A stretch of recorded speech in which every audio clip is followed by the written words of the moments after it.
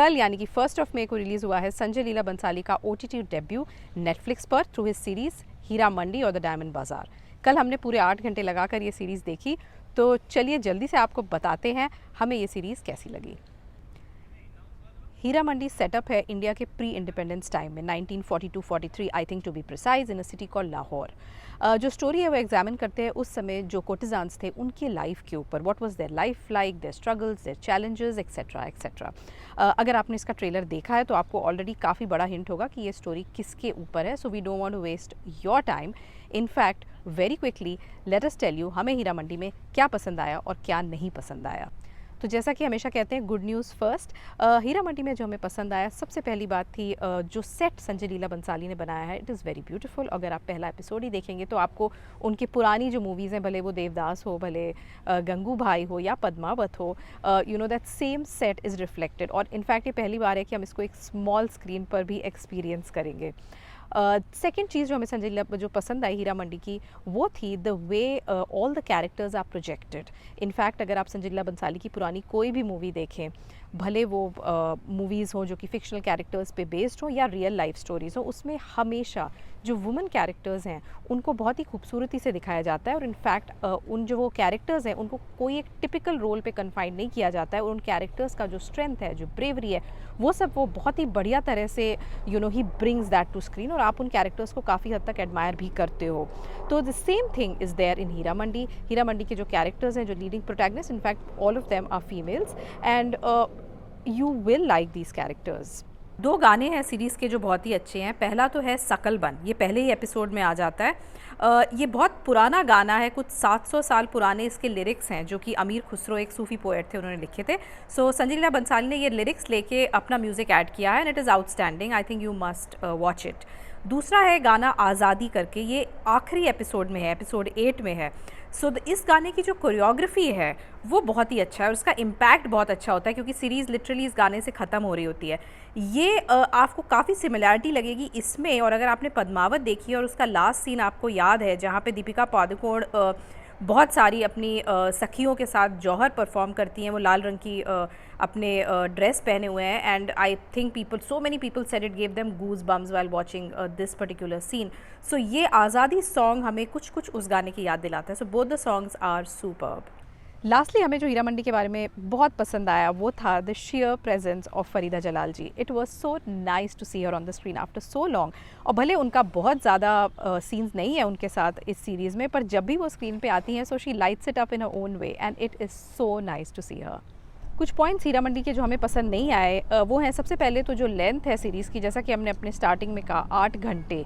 So 8 hours is too much, specially when the story is predictable. हमें पता है ये स्टोरी के बारे में क्या है, it's a predictable story and we know इसमें जो मैसेजिंग है वो भी काफ़ी प्रेडिक्टेबल है। और अगर आपने गंगू भाई देखी है तो आपको नहीं लगेगा कि आप कुछ भी नया देख रहे हैं।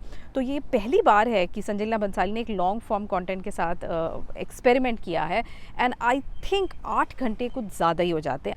दूसरी बात हीरा मंडी की जो थोड़ा सीरीज़ को बोरिंग बना देती है वो ये है कि इसमें माना कि ये एक it focuses on all the female lead protagonist, चाहे वो मनीषा कोइराला हो या सोनाक्षी सिन्हा हो, and all of them are very good और सबकी एक्टिंग बहुत अच्छी है।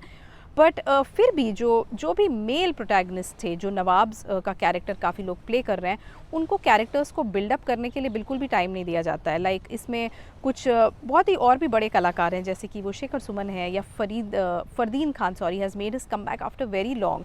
पर इन सबको जस्ट मियरली एक नवाब की तरह दिखाया जाता है। और considering Sanjay Leela Bhansali had those 8 hours, some time could have been spent in developing their characters as well. So we hardly see them, and if we see them, it's just they don't add anything or any layer to the story. और probably ऐसा भी लगता है कि मतलब शायद इनकी कोई ज़रूरत ही नहीं थी इस सीरीज़ में। अगर ये नहीं भी होते तो कोई फ़र्क नहीं पड़ता, अगर ये रोल और कोई भी निभा देता तो बिल्कुल भी फ़र्क नहीं पड़ता।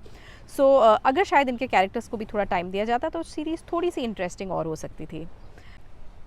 तीसरी चीज़ हीरा मंडी के बारे में, और जिससे हमें लगता कि है शायद ये इतना अच्छा परफॉर्म नहीं करेगी, is that the series is very slow. तो एक तो ये संजय लीला बंसाली का ड्रामा है। संजय लीला बंसाली की मूवीज़ अक्सर स्लो होती हैं, but we like them because of the sheer drama that he creates on the screen, that beauty, that opulence. और अनफॉर्चुनेटली हीरा मंडी में पहले एपिसोड में ही उसको देख लेते हैं और फिर दूसरा आपके नए एपिसोड्स में कुछ भी ऐसा नयापन नहीं रह जाता है। तो काफ़ी ऑडियंसेस जो स्पेशली संजीला बंसाली की फ़ैन नहीं है वो तो बहुत ही ज़्यादा बोर हो जाएंगी इसको देखते ही. But yes, if you want to see the full series, we will say you will need a lot of patience. तो अगर आप हमसे पूछें, Heera Mandi is a good series but yes it requires a lot of patience. और दूसरा कि अगर हम जब हम संजय लीला बंसाली की मूवीज़ हॉल में देखते हैं तो हमारा सारा अटेंशन मूवी की तरफ होता है और हम उनकी ये जो उनके सेट्स हैं और जो डांसेस हैं उनको अप्रिशिएट कर लेते हैं. पर इसको हम जब घर पे देखेंगे, वैसे भी जब हम OTT प्लेटफॉर्म पे जब घर पे देखते हैं काफ़ी डिस्ट्रैक्शंस होते हैं, काफ़ी बार हम सीरीज़ में पॉज करते हैं, उठते हैं, काफ़ी बार हम अगले दिन कंटिन्यू करते हैं. तो ये सब ध्यान में रखते हुए ये आपको कितनी देर तक आपका अटेंशन होल्ड कर पाएगी, that is honestly I doubt, because आप शायद इस सीरीज़ से जल्दी से बोर हो जाएंगे. But having said that, it is a good watch. हमें हालांकि ऐसा लगता है कि ये शायद फॉरेन ऑडियंसेस को टारगेट करा गया है, तभी इसको नेटफ्लिक्स पे लॉन्च किया गया. अगर आपने देखा होगा अभी हालांकि जो कंटेंट शिफ्ट हो रहा है, कपिल शर्मा भी नेटफ्लिक्स में आ रहे हैं और वो अपने हर एपिसोड में बोलते हैं कम से कम 2 से 3 बार कि हम 192 कंट्रीज़ में आ रहे हैं, 192 में कंट्रीज़ में आ रहे हैं. उनके एपिसोड्स में काफ़ी बार अब होने लगा है कि हमारे कोरियन फैंस की मैसेज के लिए मैसेज है, एक्सेट्रा एक्सेट्रा. तो शायद यही सब ध्यान रखते ही Sanjay Leela Bhansali, Netflix approach Sanjay Leela Bhansali to produce something for the global audiences. तो अगर हम खाली ग्लोबल ऑडियंसेस को ध्यान में रखें तो शायद वो ये सीरीज़ अप्रिशिएट कर सकते हैं. आई विश ये सीरीज़ इंग्लिश में होता तो शायद इसका इम्पैक्ट ग्लोबल ऑडियंसेस के लिए ज़्यादा होता. अगर आपको याद है मीरा नायर की series suitable boy, the series was very beautifully directed and also the main language was English. Again उनका भी अपील था ग्लोबल ऑडियंसेस के लिए. तो अगर संजय लीला बंसाली सर ने ये ग्लोबल ऑडियंसेस को ध्यान में रख के बनाई है, so probably with a change of language it would have worked better.